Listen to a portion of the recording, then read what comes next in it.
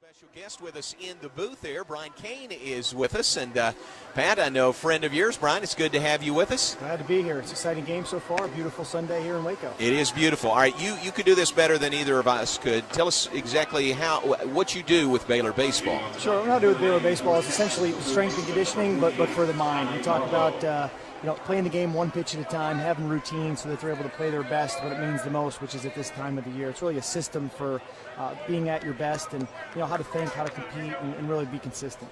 So you're the mental conditioning coach for the team. That's correct, exactly. Used to be sports psychology. Mental conditioning just has a little more edge to it. I like that term. I really do. Yeah. We sometimes call it performance enhancement, but it's great for on the field and off the field, as we see it pop up here behind the dish.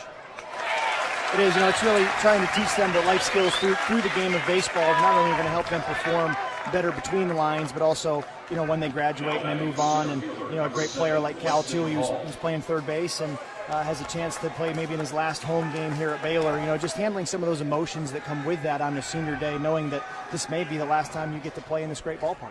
Yeah, that's a great point, Brian. We know baseball's a mental game. We talk about that all the time. And now, what do you do that will help a team separate themselves from an opponent? What are the things that you teach? Well, it's really about having a system to slow the game down and play the game one pitch at a time. I mean, it's not a 9-inning game. It's not a 3-out game. It's a one-pitch game.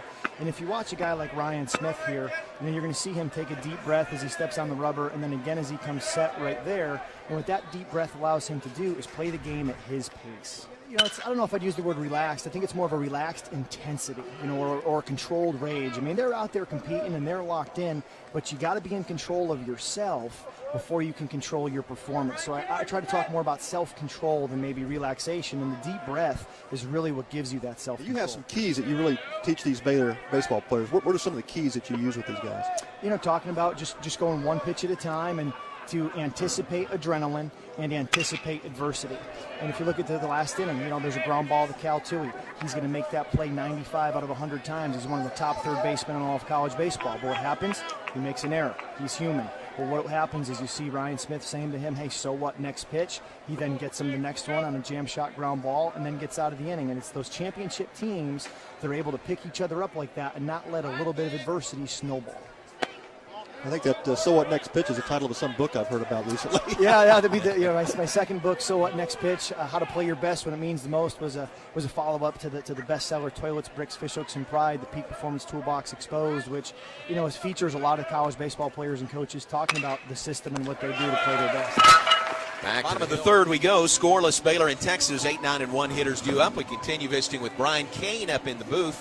Does some mental conditioning with Baylor baseball and Baylor men's tennis. And Brian, there's some samples of your work with Baylor baseball right there in the dugout. Yeah, where those come from is during the fall we put together a comprehensive 15-week mental conditioning program using different books and different videos, and allow the players to come up with what we call signs of success, key mindsets and key mental conditioning phrases that really have meaning for them. And you can see, Steve Smith, the master of the mental game, will post one of those in the dugout every day and really uses that as the key mental mindset and a message for his program going into that weekend series, and has just done a tremendous job building off of that. Well, Brian, I love what you do teaching these this system, this approach, and how we talk about as a hitter having an approach to the game, and you actually have a process for each hitter, right? Yeah, and if you watch each hitter at the plate for Baylor, very similar to what Ryan Smith is doing on the mound. You're going to see Mitch Price here, get a deep breath, looking at a focal point on his bat, and get into the plate right there, and get into the plate again at his pace. So it really becomes a game of cat and mouse as to who controls the pace of the game, the pitcher or the hitter.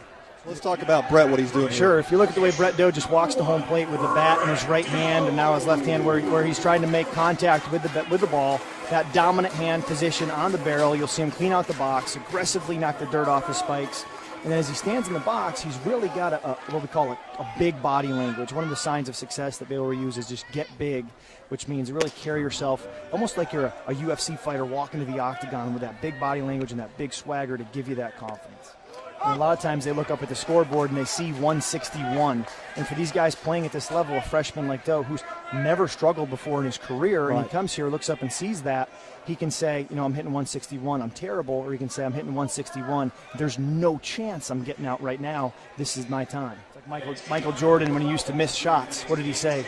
Give me the rock and let me keep shooting because there's no way I'll miss 2 in a row. And if you miss 2 in a row, there's no way he's missing 3 in a row. And that's exactly the mindset you want to put in these hitters is that, here hitting 161, the odds are all in your favor that you're going to succeed at this point.